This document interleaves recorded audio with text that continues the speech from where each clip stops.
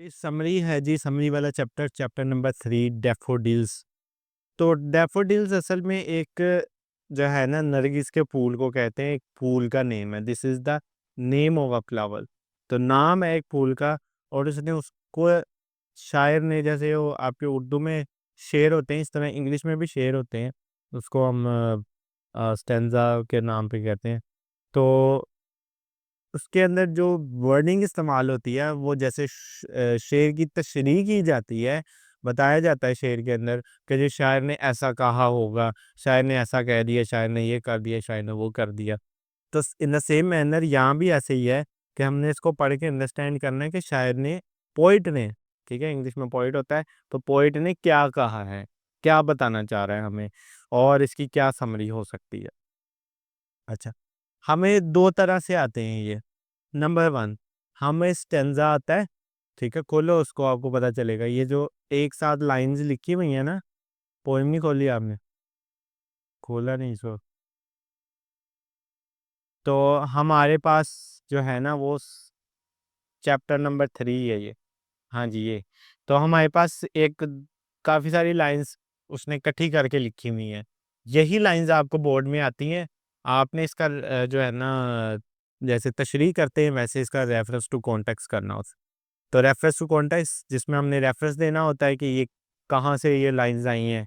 उसके बाद इसका कॉन्टेक्स्ट देना होता है। कॉन्टेक्स्ट मतलब इसका थोड़ी छोटी-सी समरी बतानी होती है कि इसमें क बताया क्या गया है। जैसे मफ़हूम होता है ना उर्दू के अंदर, हम मफ़हूम बताते हैं कि इसमें कहा क्या गया है।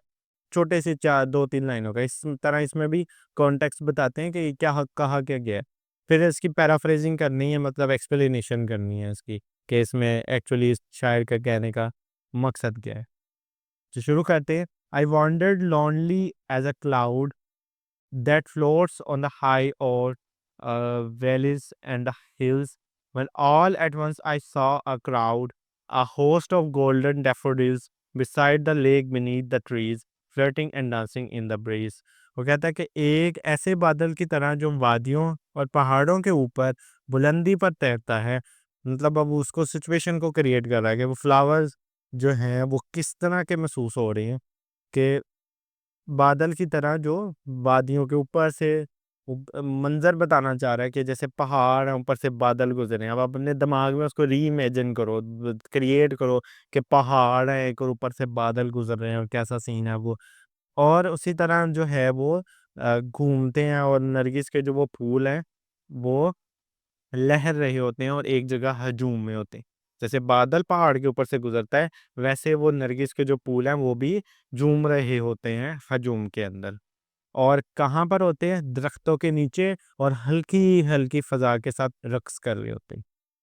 कुछ थोड़े ज़हन में इमेजिन बना ज़हन में कुछ कि नहीं? तो अगला स्टैन्ज़ा है, continuous as the stars that shine and twinkles on the Milky Way, they stretches in the never-ending line along the margin of the bay.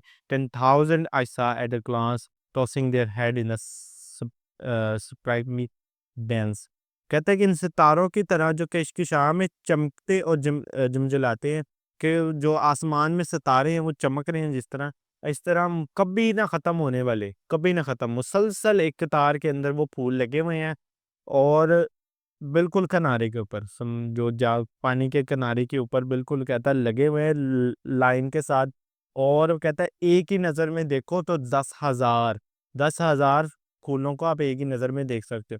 तो आपके सामने 10,000 फूल ऐसे लगे हो सामने सीधे, तो ऐसे लगेगा ना कि ये कभी ख़त्म नहीं हो रहे, चलते जा रहे हैं, ये ख़त्म नहीं हो रहे। और वो कह रहा है कि अपना सर रक़्स करते हुए, हिलाते हुए। जैसे पूल का ऊपर आप ऐसे उसको हिलाओगे तो उसका ऊपर वाला पूल हिलेगा, इसी तरह हवा के साथ वो हिले। The waves beside them danced, but they outdid the sparkling waves in the glee. A poet could not but be gay. I such a jovial company. I gaze and gaze, but little thought what wealth the shore to me had brought. कहता है कि इनके करीब लहरें भी रक्स कर रही हैं। ये फूल खुशी से चमकती हुई लहरों को भी अपने पीछे छोड़ते रहे रहे थे। ऐसी खुशगवार सोबत में एक शायर खुश हुआ कि स्वा स्वा क्या कर सकता है।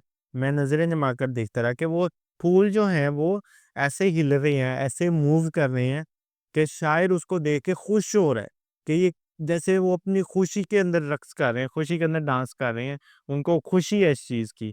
तो वहाँ पर रहने की, हवा के चलने की, तो वो कहता है कि कौन इसको देख के खुश नहीं होगा, कि इतना अच्छा मंज़र है, उसको देख के खुश हो रहा है और वो उसकी नज़रें उस फ्लावर्स के ऊपर, उस फूलों के ऊपर जो है ना वो जमी हुई है और टिकटिकी बाँध कर देख रहा है कि मुसलसल उसी की तरफ, फूलों की तरफ देख रहा है। लेकिन ये ना सोचा कि इस मंज़र ने कितनी दौलत अता की है। अब दौलत किस चीज़ की? खुशी की दौलत उसको। उसको सुकून मिला, उसको खुशी मिली, इस चीज़ की दौलत कहता है अता हुई है उसको। अगला स्टैन्ज़ा है, "For oft when on my couch I lie, in vacant or in pensive mood, they flash upon that inward eye, which in is the bliss of the solitude, and then my heart with pleasure fills, and dances with the daffodils."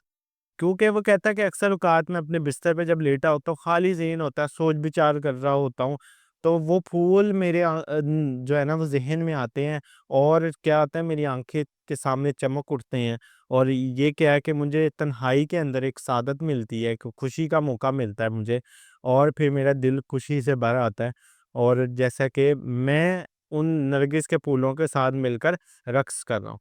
तो वो situation कह रहा है कि जब मैं खाली लेटा होता हूँ तो मेरे ज़हन में जो ख़्यालात आते हैं, उसको दुरुस्त करने के लिए, अपने आप को खुश करने के लिए, अपने ज़हन को सुकून देने के लिए मैं उन फूलों को याद करता हूँ, तो वो फूल जैसे रक़्स कर रहे थे, खुश होते हैं, वैसे मैं भी खुश हो जाता हूँ और ऐसे लगता है कि मैं भी उनके साथ रक़्स कर रहा हूँ। तो ये उसने ज़ाहिर-सी बात है इसकी आप एक समरी करोगे, उसके अंदर आप नेचर के बारे में बताओगे। आप बताओगे कि नेचर की शायर ने क्या खूबसूरती बताई है कि नेचर में इतनी खूबसूरती है कि इंसान अगर परेशान भी हो, तो नेचर में घूम फिर के अपनी परेशानी को दूर कर सकता है, अपने माइंड को रिलैक्स कर सकता है, अपने आप को पीसफुल कर सकता है। तो ये इसने हमें बताया।